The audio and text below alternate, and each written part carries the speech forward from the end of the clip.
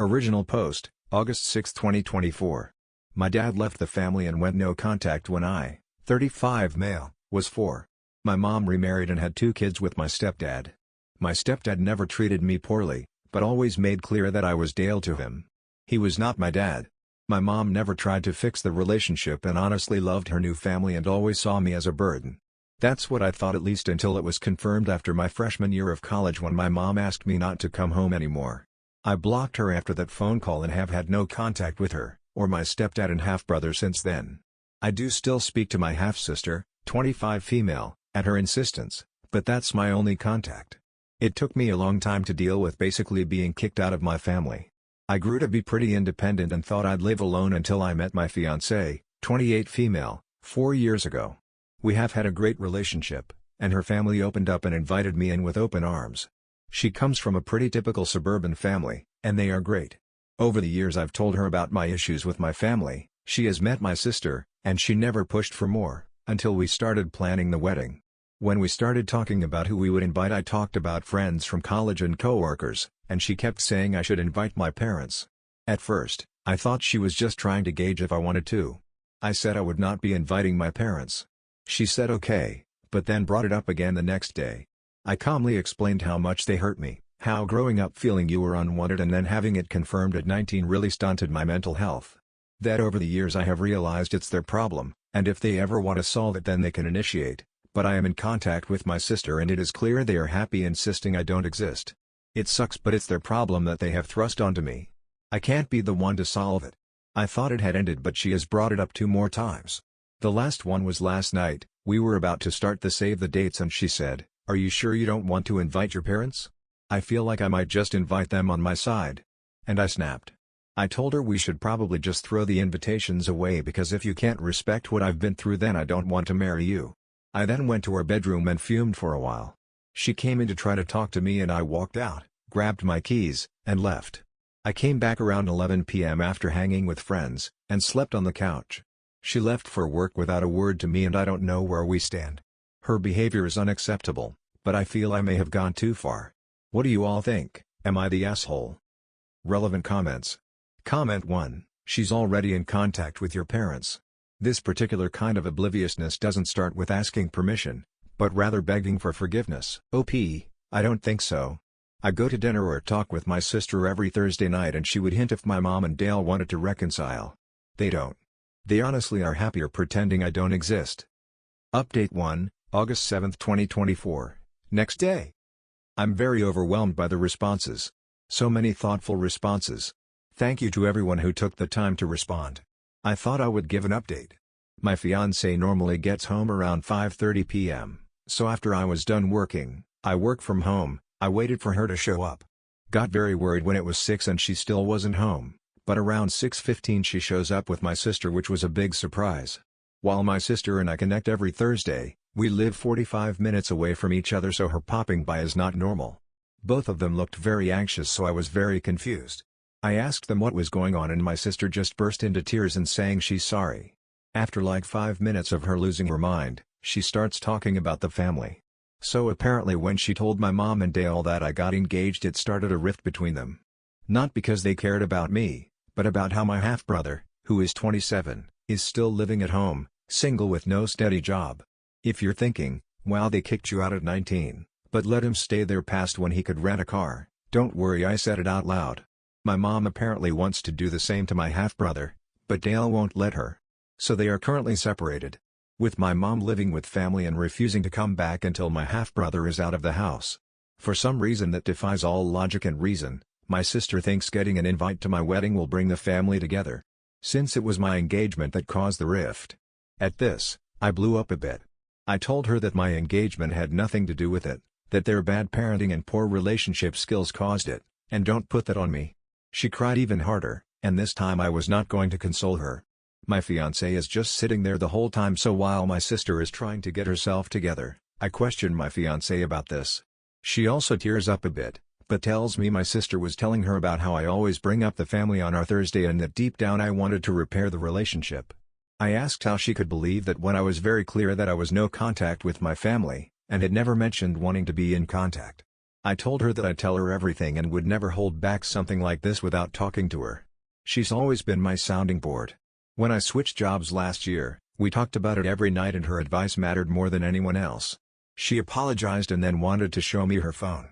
Specifically, the messages between her and my sister. At this point, my sister perks up and asks her not to show the phone conversation. But my fiancé tells her she's trying to save her relationship. My sister has just been straight up lying about our Thursday conversations, saying how I was always talking about reconciling, how I would never admit it but I'm partially at fault too, how I really want to see them all again. Every time I would tell my fiancé no, she would text my sister and my sister would talk about how I just couldn't be open because I was embarrassed. Just completely false. I would be perfectly happy never seeing any of them again. I can't believe my sister still sees them. At this I tell my half-sister to leave and that Thursdays are cancelled. My sister puts up a little bit of a fight, but I ignore her until she leaves. She keeps saying sorry over and over again, but honestly, I'm done with her. I've blocked her and will be no contact with her for the time being. A complete betrayal of my feelings and relationships. As for my fiancé and I am still very upset. She went behind my back with my sister. Never asked me about it. Let my sister manipulate her and honestly hurt me. I told her I love her, but my trust is broken. We've agreed to go to couples therapy and see if we can repair the relationship. I hope we can, but I'd say it's a toss-up for me. She's got a lot of work to do. Relevant comments. Comment 1. Your fiancé was lied to and manipulated just as much as you. Don't hold this against her if you don't want to be the asshole. Now is the time to come together with her as she has seen how they are. Tell her you love her and forgive her and never believe anything unless it's out of your mouth again. But that's up to you if you want to throw away the love of a good woman. OP, this is why we are doing couples counseling, not individual counseling. I don't think I'm blameless here. Story 2. Getting engaged has ruined my relationship. Original post, July 20, 2024. My partner and I have been together for nearly 6 years. He has honestly been the most amazing, wonderful, and supportive person in my life. He doesn't just make me happier, he makes me healthier. He's been absolutely fantastic in every way imaginable. About 2 years ago, we had the big marriage talk. We were both honest about what we wanted. He admitted that getting married made him so nervous. He has literally never seen a successful marriage. Every marriage he's ever witnessed has either ended in a disastrous divorce or very sad premature death. I said I would stay with him whatever he chose, but there are some things I wouldn't do unless we were married. Just as he's seen too many marriages fail, I've seen too many loved ones be abandoned by men once the kids come along, or when he finds a better option. In other words, as long as we weren't married, no kids, and our finances remained strictly untangled from each other. He proposed to me a few months after that and since then, he's turned into an absolute nightmare. First, he refuses to do anything wedding-related, but accuses me of taking over and being a bridezilla when I make decisions without him. He does things behind my back like inviting our friend who has 4 kids to bring the children when we agreed the only exception to the no kids rule would be my niece, who will be 3 months old and for obvious reasons can't be separated from my sister for the weekend. I can swallow that frustration, but he's also become hypercritical. Any mess around the house, even if he made it, if I haven't cleaned it up by the time he gets home, he refuses to talk to me. I work from home, so I usually do a lot of the chores like the dishwasher in my lunch break, but sometimes I don't have time. This is a busy time of year and while my job is usually constrained to the 9 to 5, in the last few weeks I've had to work until 8 or 9. When he stormed in last night angry that he had to clean the kitchen and I pointed out I'd been working for 12 hours straight, he looked me in the eyes and said so. He's threatened to throw me out of the house and call off the engagement 4 times. He's stopped initiating intimacy. I've come to dread the sound of the door unlocking because he can't go 5 minutes without finding a problem to have with me. It's so bad that my mother, who was ready to adopt him a year ago, is refusing to be the witness that signs our marriage certificate. I've asked to call off the wedding, go back to being just girlfriend and boyfriend, but he says he really does want to get married and he's just doing all of this to make sure he's making the right choice. Increasingly though, all he's done is convince me I'm making the wrong one. Added to add, if it wasn't clear, I'd already decided not to marry him when I made this post. I'm packing up and going to my mom's for now. I'm safe and don't need anyone to call the cops. Thanks to the person who offered though. Relevant comments. Comment 1, he's abusive. He was always going to be abusive once he felt he'd locked you down. This is who he is. You can't stay with him because of who he used to be, because he isn't that person anymore. He will likely never be that person again. It's really hard to believe he was trying to lock me down. If anything, I had to kind of convince him to propose. But yeah, I'm not planning to marry this man anymore. Comment 2, good for you. For the next time, if you have to convince someone to get married, girl, don't do it. If they want you, they'll move mountains to make it happen. This dude was simply dumb enough to let the mask slip before he had you trapped. I mean, when we discussed, I told him I would be perfectly happy not getting married if he didn't want to. I knew he feels generally disillusioned with marriage. I just simply wasn't willing to commit to something like kids or a mortgage if he couldn't honestly say he was planning on staying with me for the rest of our lives. Nothing would have happened if he hadn't asked me. Comment 3, do you think he wants to marry because you said you won't combine finances until then? I don't think so. I have thought a lot about that. At the time he proposed, we knew his grandma was going to pass away soon. We were renting the house next door to her, and while we knew he'd inherit the house we were living in, the two houses had slowly merged gardens in the 10 years he and his grandma had been living next to each other. The two houses have been in the family since the 30s, so he was quite keen on buying next door to both avoid losing it. The family member who inherited it couldn't afford to keep it, but also because having a stranger live there would have been a huge privacy issue for both houses. We'd hoped to rent it to a friend or another family member. He does earn a lot more than me, but he's self-employed, so the banks are quite wary of loaning to him. I work in a university which the banks consider a safe professional job, so getting credit and loans would have been much easier if he'd been married to me. Thinking back on it, I wonder if he asked me not because it was something he wanted per se, but just something that made sense. We'd been together for a while, so it made sense to keep moving forward. It made financial sense, and his family liked me. I'm not a perfect partner or person, but weighing it all up, marrying me had lots of factual advantages for him. I even have dual American citizenship, and he'd always dreamed of moving to America one day. Update 1, August 7, 2024. Sorry for the wait, folks. I've had a lot to do. This has honestly been one of the hardest things I've ever had to do. I'm back in with my parents, which is awful. I hate it. I feel like a teenager again. They're being very supportive and I'm grateful I had somewhere to go, but the house is so loud, and I forgot what it was like. I'm trying to find an affordable apartment, but it's London, so that feels like a bit of a pipe dream. To top it all off, canceling a wedding a month before is expensive. Only the celebrant and the photographer have accepted refunds. Every other vendor has been paid in full, and that's money just flushed down the toilet. It's been exhausting.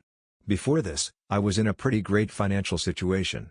I had savings, a plan, a house, and a financially stable partner. Now I have less than a tenth of my savings, nowhere to live, and no real prospect for the future. It's not easy processing losing him, not easy at all. I'm still in the part where everything makes me cry and you feel like someone has taken scissors to your soul, but I've experienced both grief and breakups. I know this feeling will eventually fade, even if it might never completely disappear. When it's mixed in with the relief of being able to exist without criticism every 5 minutes, I'm hopeful it will pass sooner rather than later. But I have no experience with this kind of existential fear of being alone, not having the family I've wanted for so long, not knowing what's next, actually trying to date someone. When I was little, I never knew what I wanted from my career other than that I had one, but I always knew I wanted to be a mom. That dream feels like it's getting further and further away every day. I have no experience for this burning embarrassment of telling everyone in your life that the wedding they were invited to isn't happening. It was so painful telling his niece and nephew I wasn't going to be seeing them again. They cried and clung to me and begged me not to go, and they ripped my heart out. It's easy on Reddit to tell someone to end things, but when you've built a life together, disentangling it is so bloody difficult. A divorce would be easier because then we'd have a legal framework for all of this.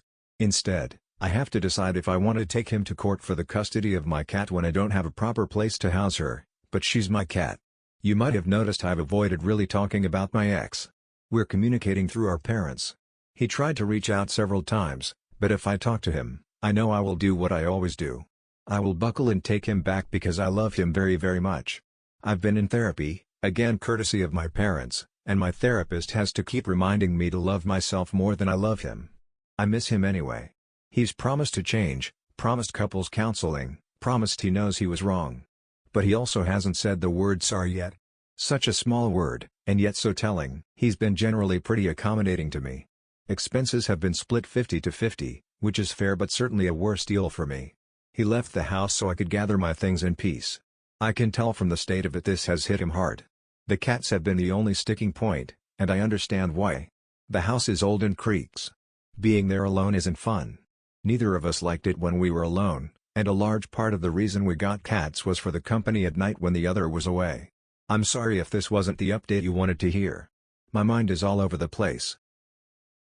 He didn't want to get married because he saw so many marriages fail. But then actively starts trying to ruin his marriage before it even happened? Like, I understand not wanting to get married, but this was entirely his fault.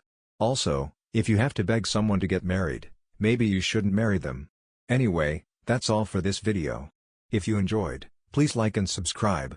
Thank you for watching, and I will see you in the next video.